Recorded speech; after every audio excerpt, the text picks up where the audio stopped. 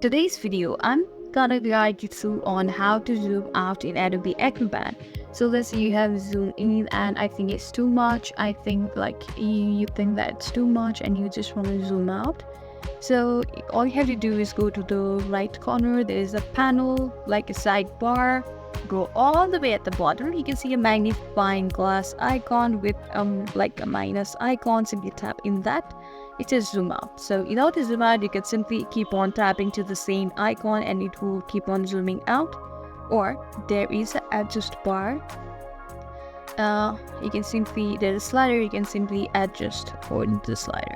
So if you go up all the way up, it's gonna zoom out. But if you want to zoom in, since you want to zoom out, you can go down.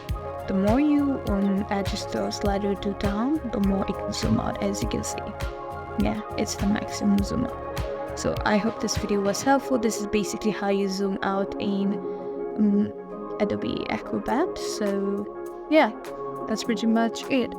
If you found this video useful, please consider subscribing and liking our video. Thank you so much for watching.